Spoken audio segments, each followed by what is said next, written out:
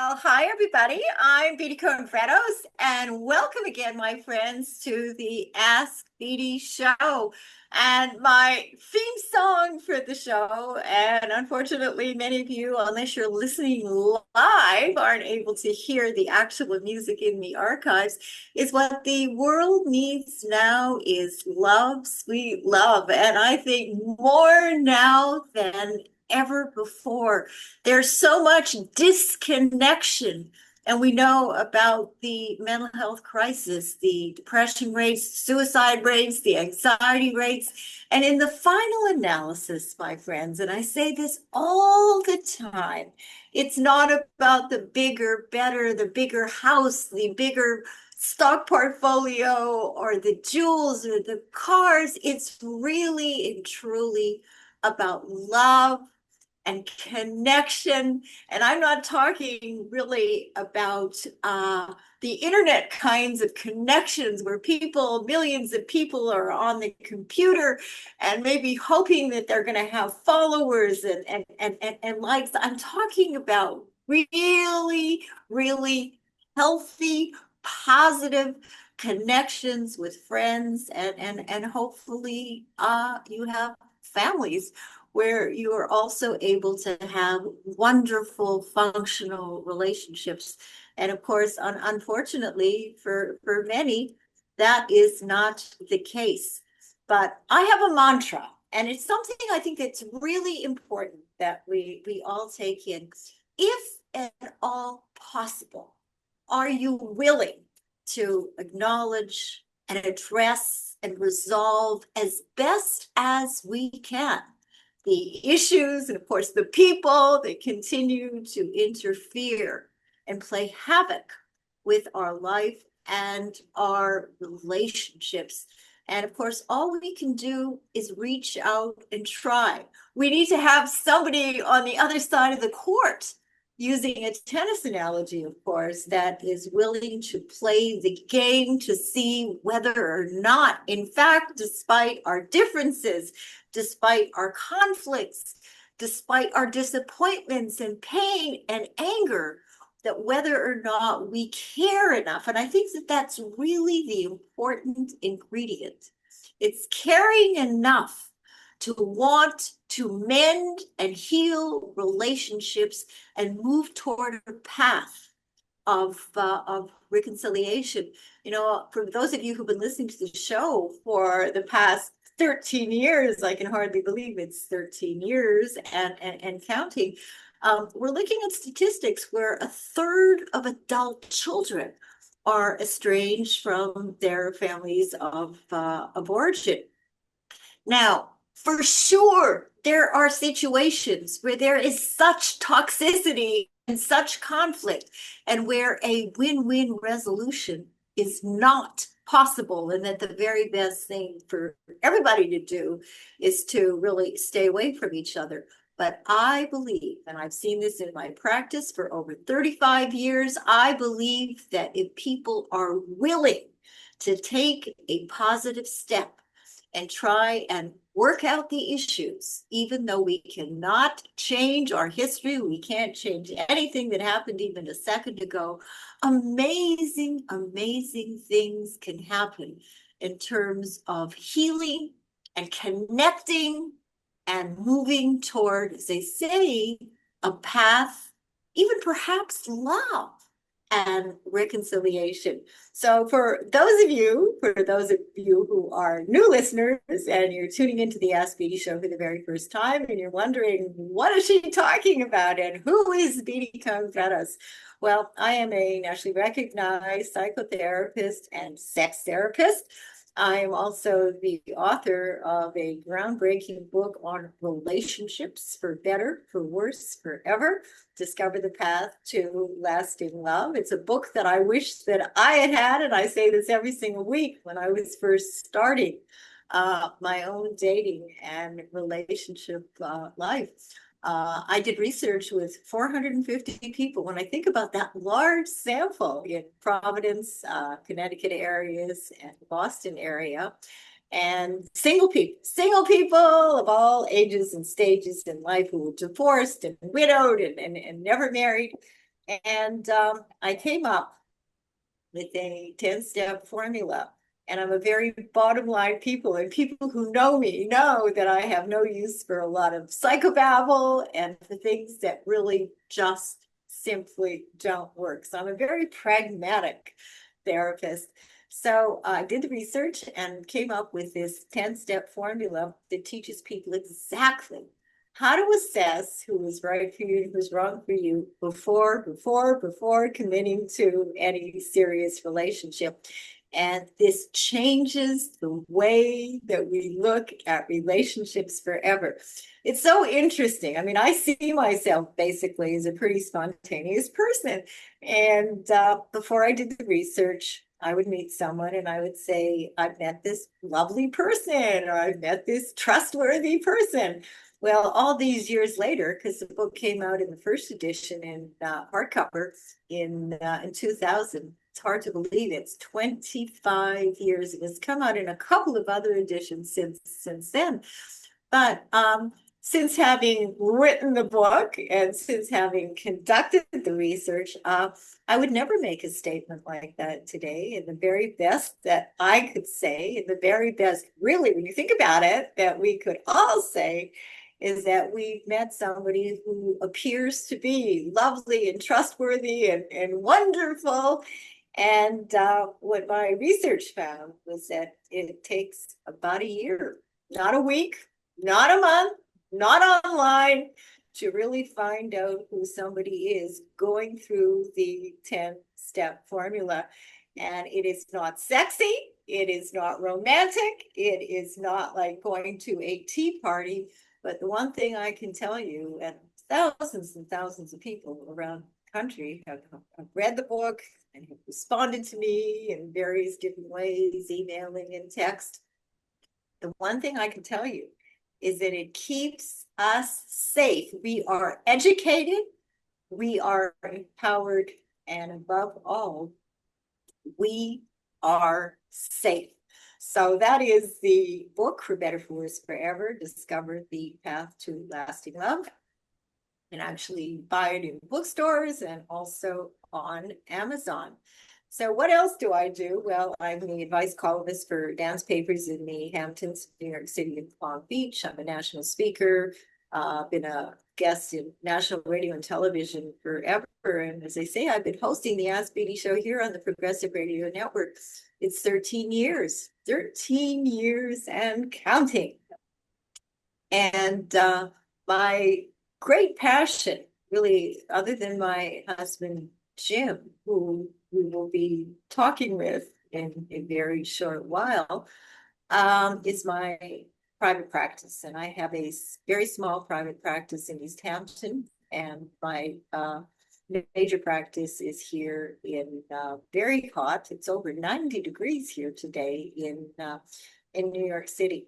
So what is the Ask Beatty show really all about? In one word, it's really about empowerment. We talk about mental health issues, we talk about sexuality, we talk about relationships, and mostly we talk about the things that we can actually do, not just dream, not just think about, that actually can change the trajectory of our life. And, one of the quotes that I oftentimes cite, from the Alcoholics Anonymous world is to be really cognizant of the things that we can change. And believe it or not, even though it may not feel that way at times, there are many things in our life that we can actually change. And to be able to recognize the difference between the things that we can and the things that we can't change. And sometimes it's really hard to come to terms because we want certain things and yet they are beyond our control.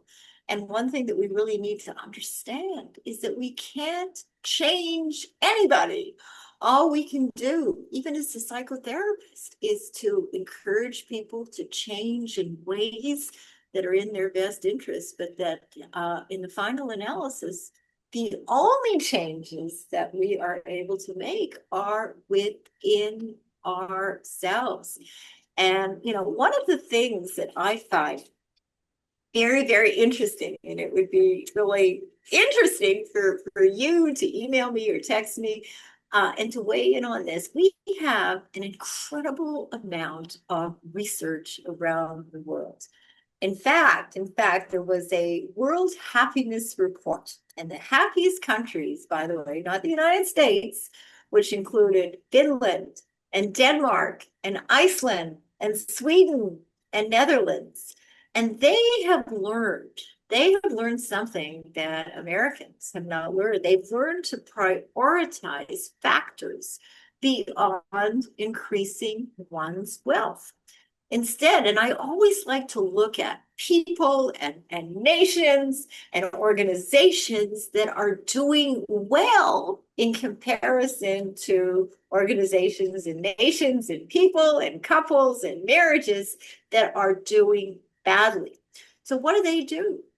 What do they do? And more importantly, what can we learn from countries that are doing well? Well, they prioritize. So interesting. They focus on providing citizens with universal health care. Of course, as a Canadian, that was just something, growing up that we took for granted. And now, of course, living in the United States, we know how expensive healthcare is. And there are so many people in my field and people who are wanting mental health services who simply are unable to access them because of the very, very high costs. So these nations, they provide citizens with universal health care. They prioritize mental health. We talk a lot about mental health in this country. I'm not sure at all that we really prioritize mental health, certainly not in the school system.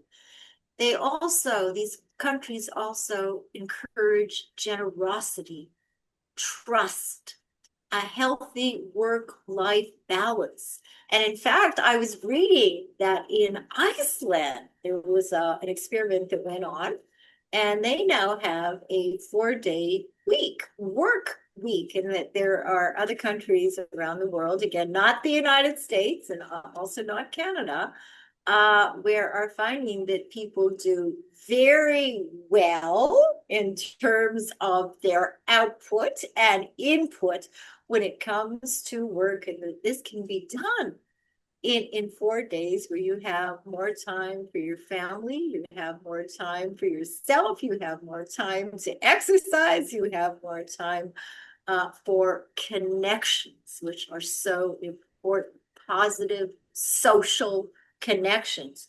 And again, the strong social network and communities. This is a common theme. And they're not talking about being on the internet. They're talking about face-to-face, person-to-person social connections. And there are a lot of other evidence-based findings. And I'm always curious why so many people, and I would say the majority of people, with all the research, with all the knowledge that we have, are not willing and not open to embrace evidence-based findings. For example, eating a Mediterranean diet. We all know that. And yet, you see people eating all sorts of garbage, and then they're wondering why their health isn't good. Making time for regular exercise. A couple of weeks ago, I was talking with you about big studies. There was a review of over 1,000 studies that indicate that exercise can be more effective than counseling or medication for depression. Now, of course, we have to look at things on a case-by-case basis. But again, we know the importance of exercise, and yet Americans are the most obese people in the world. So what is that all about?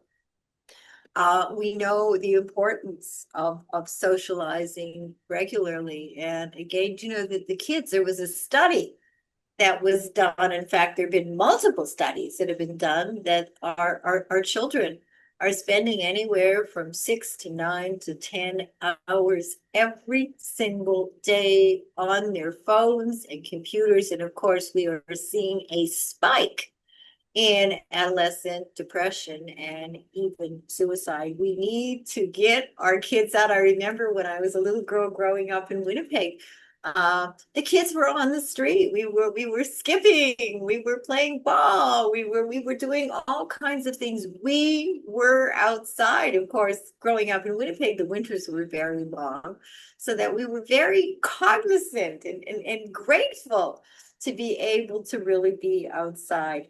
We know the importance of sleeping 8 hours a day. So be honest with yourself. How many of you actually sleep 8 hours when you go to sleep on a regular basis?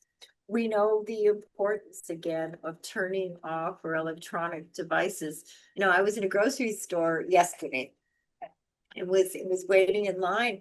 And I'm looking at these little kids. They're like 2 and 3 years old. They're in baskets and they are on their phones. They are on their devices. And obviously, you know, I'm not going to say anything to the parents, but like, what is that about? What is that about? And of course, the importance of spending time with supportive friends and family, eliminating toxins. And I'm not just talking about poisons in our food, I'm talking about eliminating toxic people from our life as well. You know, other things that can really bring joy into our life is dancing, listening to music, and getting out into nature, just taking in the beauty of what is around us. And if need be, you know, reaching out to a support group in person. I know that the support groups are on Zoom, but I mean, really, the best thing for all of us is the face-to-face interaction and connection. uh, Eliminating sugar and soda and alcohol. We've been reading more and more about marijuana and alcohol, and that even a little bit is a little bit too much. And, you know, other things that some of the wisest countries have discovered, of course, is finding a purpose every single day, to get out of bed, a purpose beyond ourselves. And of course, finding ways to help others. I'm sure with the thousands and thousands of people that I've helped over the years, I know that I have gotten so much for myself and being able to be in a position to help so many people. And you know, you may be surprised, but also remaining sexually active, it keeps us alive. It keeps us feeling young and youthful. And it's important whether you do or whether you do not have a partner. And of course, committing to finding every day to maintaining a balance between work and home. I was reading about a CEO who says that he would never, ever, ever consider a work-life balance. That for him, when he got up in the morning at 5 o'clock in the morning, it was all about work. Well, I can just imagine if he is married and has a family, what kind of a marriage and what kind of a family life this man would have. So again, we know through the research that has been done around the world what works. And I think that we need to remind ourselves on an ongoing basis to really prioritize and embrace behaviors and activities and mindsets that actually do work, and that where there is research behind it. Well, I was reading a couple of days ago. I try to stay really, you know, au courant, up on things that are going on in the research world, certainly in the mental health world. And I found an article, National Institute of Mental Health, that surprised me. And I want to share this with you. And I have my wonderful husband, Jim Fredos, who is a sociologist and a criminologist, and he is the host of the Radical Imagination on MNN. He is the host of the Radical Imagination Real Talk in the Hamptons, and he also is the host of the Radical Imagination here on the Progressive Radio Network. And the article had to do with suicide, an overlooked demographic has the highest suicide risk, and it has been rising. And you may be surprised what this demographic is. And I'm just going to quote you something from the article. After a decade-long rise in suicide rates amongst Americans, and that certainly includes young people and adolescents, with depression diagnosis soaring in this age group during the pandemic, and we're talking about younger people. The U.S. Surgeon General issued a report in 2021 warning about the devastating state of youth mental health. The American Psychological Association declared it a crisis. It was a part of a prolonged advocacy campaign to raise awareness about the problem and possible solutions. And finally, in 2022 and 2023, there were signs of success, that suicide rates for teens and young adults began to fall. And for those of you who are in the school administration world, the schools have a major opportunity, and I believe responsibility, to implement mental health programs beginning at the first grade level, because the earlier we intervene, the earlier the young kids are able to access treatment, the better it will be for them, the better it will be for our society. But here's another demographic that has long gone overlooked, and that the people most at risk from suicide aren't those in crisis, in adolescence or midlife, but men aged 75 and older. I'm going to give you a couple statistics, and then we are going to discuss this with my husband, Jim Bredos. Some 38.2 deaths per 100,000 among men aged 75 to 84 are by suicide, which increases to 55.7 among those 85, according to the data from the CDC. More than 16 times the suicide rate for women in the same age group. Researchers are calling for a public health effort, much like the one to treat youth mental health, to help address suicide in older men. So, Jim, yeah. welcome. I know this is, thank you once again, right? Look, what do you, as a sociologist, as a criminologist, what do you make of these statistics? Okay, well, hi everybody, and hope everybody's feeling well and not suicidal here. But no, seriously though, the statistics don't really surprise me. If you go to the classic work in sociology, Durkheim's work on suicide, it's pointed out, and the data is held up over the many decades, that the great majority of people who commit suicide are men. Something like 80% of all suicides. Very briefly, Durkheim argued that there were three major types of suicide. He called them altruistic suicide. And he related it to this idea of being integrated, feeling integrated into one's larger society. So an altruistic suicide was a case of an individual who's overly integrated. And you can think, what does that mean, overly integrated? Well, you're in a sense socialized to give yourself up for a cause larger than yourself, greater than yourself, and that would be something like war, kamikaze pilots, and so on. Right. Egoistic suicide represents people who are under-integrated, who really lack a foundation in being part of the larger society. The most common suicide is anomic suicide. These are people who are once well integrated, and something comes along to disrupt that sense of integration. Such as, can you give us some Well, examples? the Such as example what? you've given, Yes, well, a divorce, loss of a job, right. loss of a loved one, death of a mother and father, so on. Health issues, Well, the yeah, individual yeah, health absolutely, issues. absolutely. Yes, So the example you're giving here of 85-year-old man, and it's a crisis. You said it wasn't a crisis. yes, it's It's a a crisis, crisis. and the crisis is Right. our own mortality. Yes. And it's something one needs to face. We can't avoid it. Are you And, sure we can't avoid? well, we're gonna try. We keep trying. We keep trying, if right? anybody avoids it, it'll be you. And you'll bring me along with it. So that would be wonderful. But no, seriously, um, so here you have an elderly man who have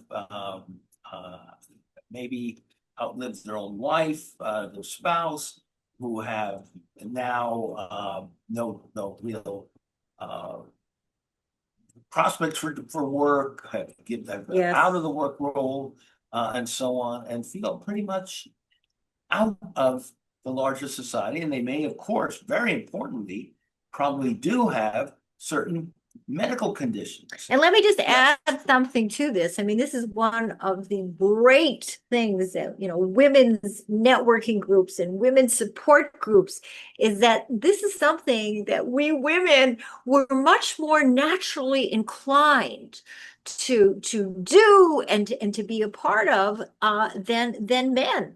And how many, I mean, when you think about it, how many men have a strong emotional support group, not just talking about the ball games and not just talking, about the market or about golf, but if they're feeling down, if they're feeling scared, as women do, how many men, and I think the percentage is very, very low, would reach out to another male, or maybe not reach out to either a man or a woman and talk about their scare and talk about their fear and talk about issues, just as you were mentioning, Jim, mortality and the death of the spouse and the loneliness and the fear of what the next chapter is going to be looking like. So, not that many, right? yeah, that's true. Women naturally have been socialized in those Western societies to be more nurturing.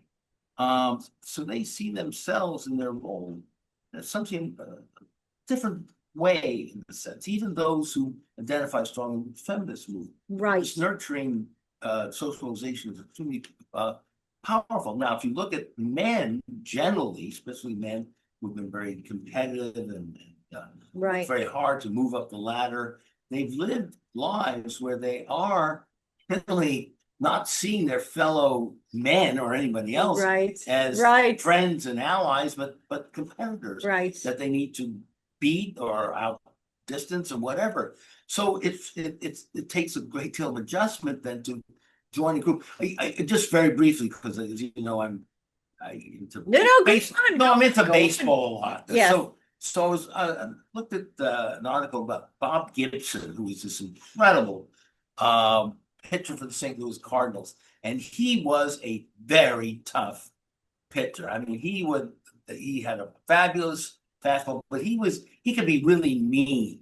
So and he acted out his competitiveness by throwing very close to people's heads, the batter's heads. Wow. Long story short, he now, as he's mellowed, quote unquote, he's beginning to make friends with the ball players that he came very close to hitting. Well, sounds like he is becoming wiser in his older age. In that right now where he has to be that way. Right. So yeah. But let me just say, and this is from the article, other reasons, as you mentioned, the high rate of suicide among older men are social stressors like retirement, divorce, financial instability, combined with particularly masculine traits that make these factors harder for them to adapt to. And I just want to say that there is a professor, a psychiatry professor at the University of Rochester, Yates Cornwell, and he points to the 5Ds. So, men, if you are listening right now, you have an opportunity to change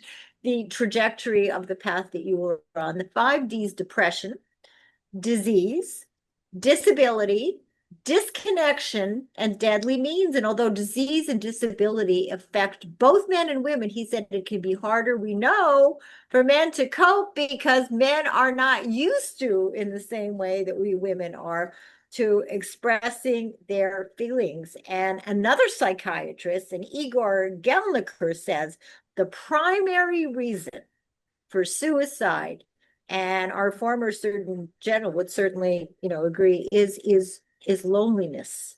Men spend their life achieving, and this is, according to Dr. Gelniker, and neglect social connections, where women retire a lot better. It's less traumatic for them. I mean, do you agree?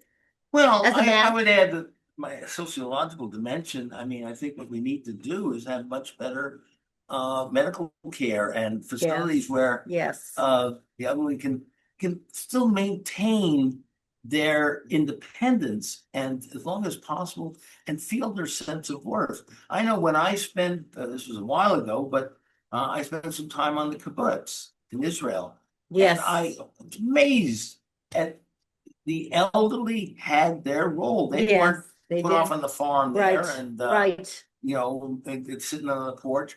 They would help in any way possible. So that's what we mean by keeping people integrated. yes, This is a yes, very individualistic society that is right, rooted in loneliness in a right, sense, right, not just among the elderly, but the young, middle-aged, and so on. So it's structural. Yes, there are psychological components to all of this, but I would say we need to really address this institutionally, structurally, and I think we get much further in enabling more and more of us to feel fully integrated. One last point on this, when you have half the population in poverty or in near right, poverty right. or low wealth, I mean, they are grappling and grasping any way to survive. Right. So we need to bring a whole lot of people in to our I mean, I totally agree, of course, and I think this is one of the great things about communities.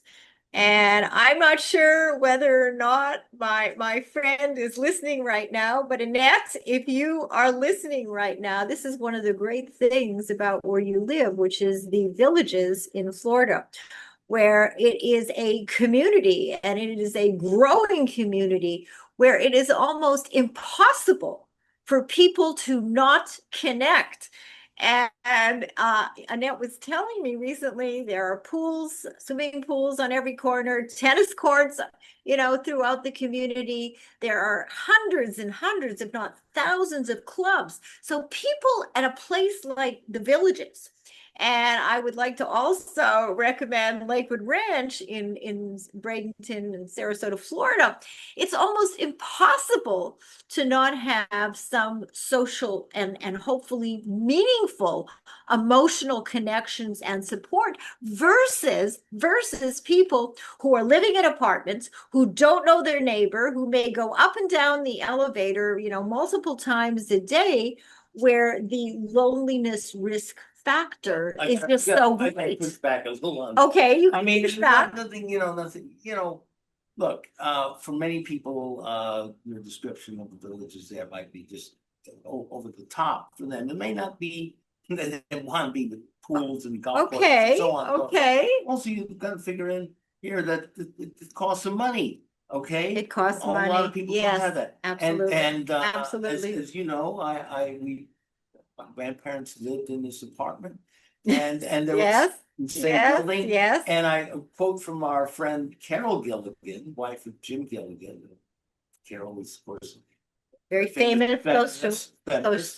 psychologist, yeah. And they still are teaching. They're in their late 80s, Yeah. teaching Yeah. at NYU. They're involved in that community down there, but they also live in I think it's NYU housing. And Carol, with a little wink of her eye, says, "We're living in assisted living." Yes. And they have people that you can do that. And I'm not saying the other is wrong. So people have to figure out what they need and want and what makes them comfortable. But I think the gist of it is to try to find ways more to for people to connect to that whatever community they want. Or not. Yes, and person to person. And the study goes on to say there are further risks of isolation, as you've mentioned, from divorce or being widowed, and the rates are higher for those living in rural areas without any siblings. And older men who are living alone, their adult children might not be close. They might have friends who already passed away. Older men who are, now listen to this, who are estranged from their children and are not engaged in meaningful activities, they are the ones at the greatest risk of suicide. Sure, that makes a lot of sense. And just to, a nomic suicide, Durkheim found that the data is still held up. A divorced man is 4 times more likely to commit suicide than one is married. 4 times. 4 times more likely. Yeah. Now, the good news is that that period of anomie basically does lessen as one becomes involved with other people or maybe remarries and so on. Right. So that's why, and then also the other thing to mention here, very, very important. When we look at data and statistics, we have this, Christ, look, every life is precious. Yes. And we look at that. Yes. But relatively speaking, suicide across the board is a relatively rare phenomenon. Okay, we are sort of middle of the road in terms of our suicide rate. Not as high as the Scandinavian countries. Is that true that it's not as high as the Scandinavian countries? Right. Here I am citing studies talking about that they are the happiest countries in the world. And I haven't looked at the suicide rates in Scandinavian countries. So you're that's always been the case. Yeah. Interesting. And I'm going to check that out. Culture.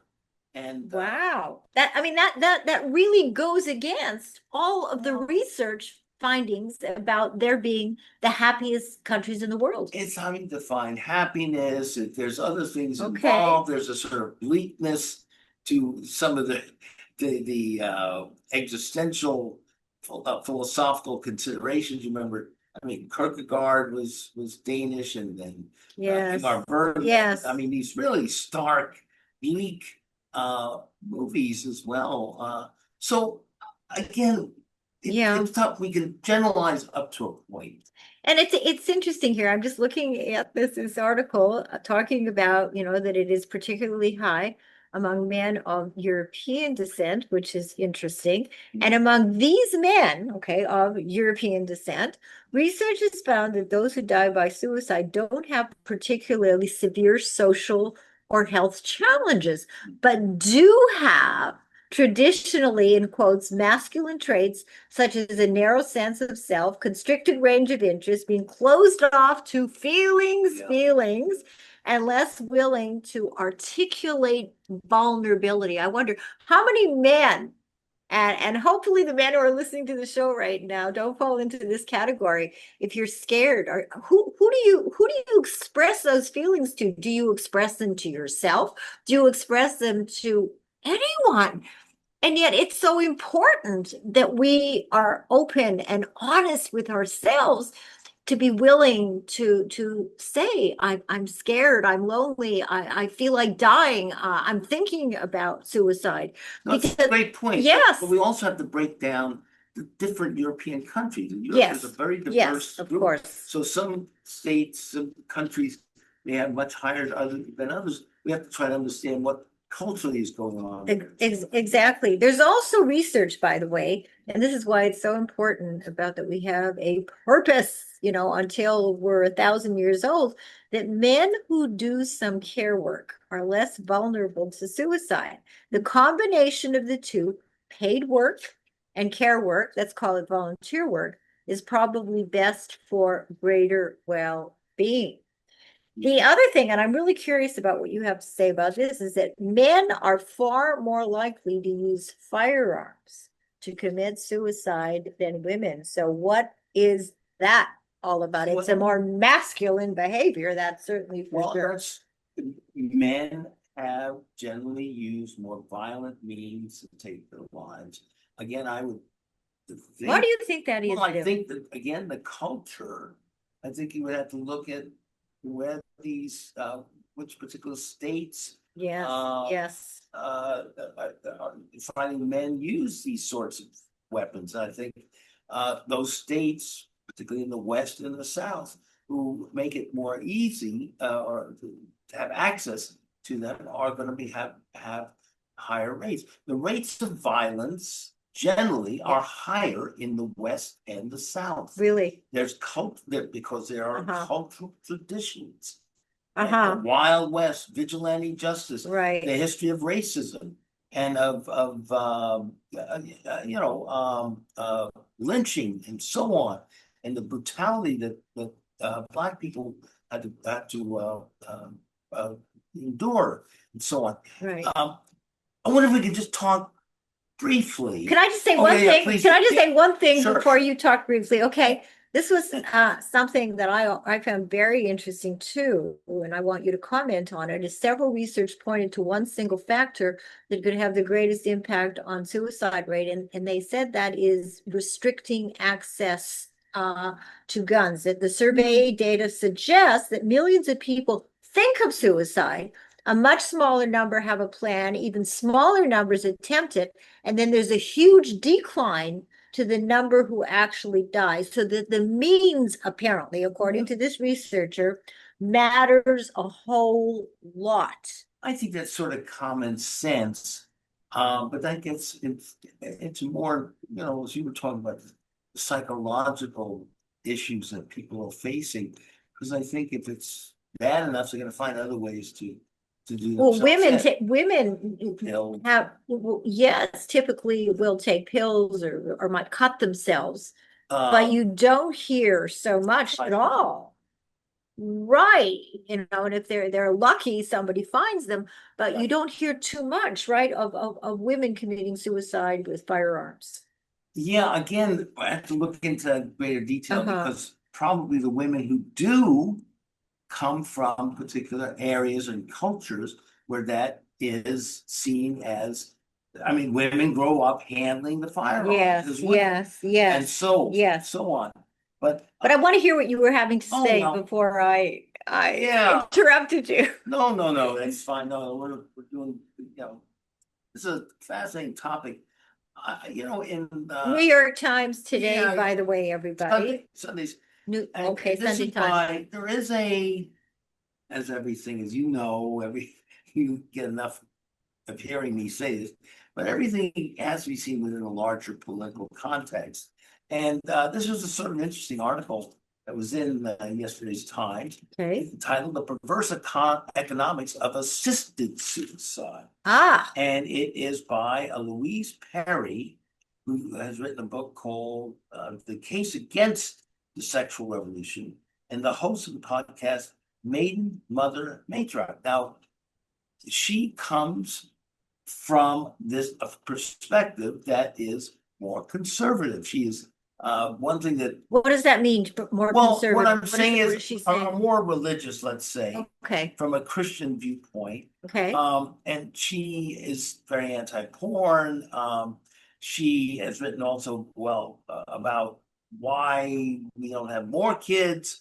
And so, So she writes That's where about a she's lot coming of, so from. she writes about a lot of different she topics, has an including agenda. assisted suicide. Yeah, but it's all rooted in sort of an attack on some of the social programs that Durkheim and I was just mentioning. Okay. And I thought it was interesting that she's come down rather hard. She does in so-called legally assisted suicide. And everything, there's a bill. So she's against it. She's against She's against yes. it. And Okay. there's a bill in Britain now that they're trying to get passed, becomes law. England and Wales will join more than a dozen countries and 11 US states in permitting medically assisted dying. Every one of these jurisdictions. Okay, so she makes a point, very briefly, that this is part of the state's socialistic tendencies to control people's lives, and this will affect more people who they want to see dead because it's costing people, the state, more money to keep them alive. I think that's a That's a pretty- huge, huge, Yeah, and- huge, well, and I there's, think, assumption. and let me, Yeah. look, we've both had enough contact with physicians and so on. Call it a dirty little secret, it's not really a secret. Okay? Physicians have been assisting people very, very calmly. Yes, and forever. Surreptitiously forever, Yes. right? If they have a pneumonia, for example, an elderly person has pneumonia, they talk with them and see, well, do you want the medication here? And if that person says. Or do you not? Or not, and they Or do you often not? will Right, just let them right. go, and that was known as particularly the old man's death. It was pneumonia, died from But pneumonia. it wasn't labeled, but it wasn't labeled exactly, as such exactly. assisted suicide. But I think it has something to do with, again, the morality. Yes. Should we be allowed to take our own life in a sense through hospice? Yes. Or through, but she doesn't mention that. She doesn't talk about Uh-huh. how so many people are suffering so much. And try as they might, this might be a route for them to take that would relieve a lot of the anxiety and pain that they're feeling. But let me tell you, which you may be aware of. I have a patient. Right. And she was in a very, very, very bad place medically and physically. And it looked like, because I was in touch with the doctors, that she was going to die. And The facility. yes, she was, and of course I would, this is never mention names or cities or anything like that at all. This is, completely confidential commentary that I'm giving right now. And she is 70 years old, and the doctors asked her whether or not she wanted to continue with the treatment. And her answer was no. She wanted to die. And I have to say that I had a consultation, with a colleague. And the colleague said, look, I think that this is premature. And I think that this person needs a little bit more time. And I mean, she had just been admitted to the hospital. And as I said, it looked like, that she was terminal and that it was going to be all over very shortly. Well, what ended up happening is that she has recovered. And not completely, she's still not able to walk, but she's involved in physical therapy.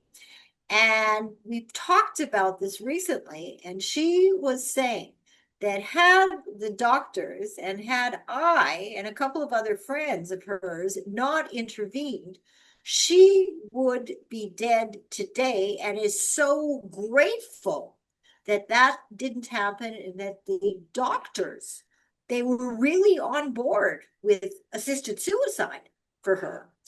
That we were able to, have some phone consultations and discussions that stopped her from dying, even though she had initially said that she wanted to die. Wasn't it also all the physician who had just been brought on? Exactly. And let me back up what you're saying and to our audience here. This is really very, very serious. What you're saying is profoundly important. Yes. You can't take this lightly. Right. In my own experience, Right. I've been a very troublesome one as well. My father was in a VA hospital and developed pneumonia. And I talked to Dad, how are we doing? He wants us to live and so on. The doctor did not prescribe the medication. I was gone for a day or two. I came back. He was in horrible condition. A nurse called me and said the doctor did not give him the medication. I blew up. I literally punched the wall in front of this doctor. I said, if you ever blankly blank ever do this again, I won't go further, but the point is, my father didn't want to die, and the doctor took it for granted and went against the family's wishes, and Yes. his own wishes, and so we've got to be very careful. Who we let Who into we- our lives, and hopefully there may have been a medical malpractice suit that you probably could Right. have filed against this doctor. And this is the other thing too, is we're talking about this, Jim. I mean, there are people that I've seen, over all these years who've been severely, very severely clinically depressed with suicidal thoughts, with suicidal gestures, who appeared as if they really wanted to die.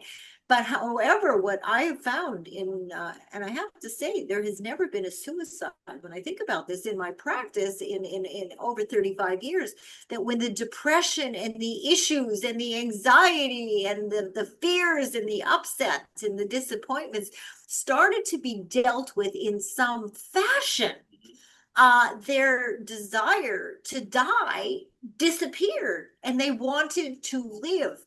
So this is a thing too about early identification and intervention. I mean, we talk about early identification and intervention with children, but also the importance of early identification and intervention with people, with all people of all ages and stages in life who are experiencing severe clinical depression.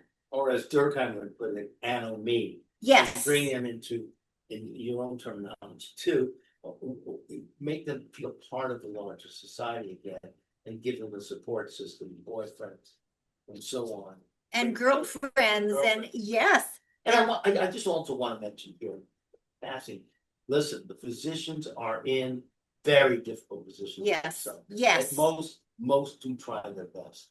Yes. Not this particular one. Right. Than my father. Right. But he wasn't a malicious individual. This is something that he needed to be more sensitive about, and he wasn't. I think he will be. Exactly. He was Exactly. This episode. So And in this particular article, about men and suicide, they talk about how men should be taught how to have this scaffolding of a social community in retirement and do activities, face-to-face activities with other men, then leaving it to women to organize their days.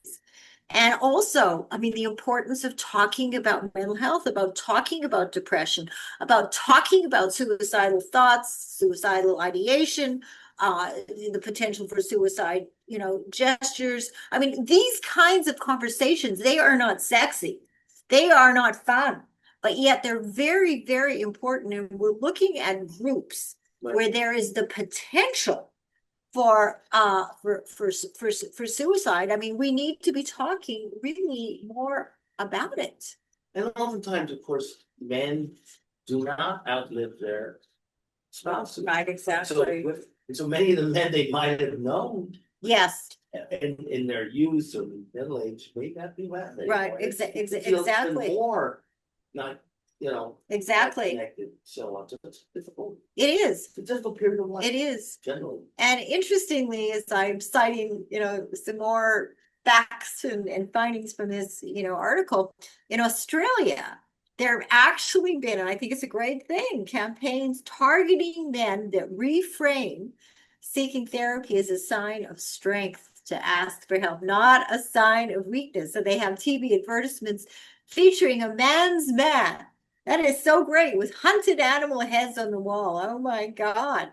And they use humor to reach their audience. It's about finding, and it's always about finding a message that resonates a little more masculine than all of the, in quotes, feminine messages and ads that we have about the importance and how good it is, to go to therapy.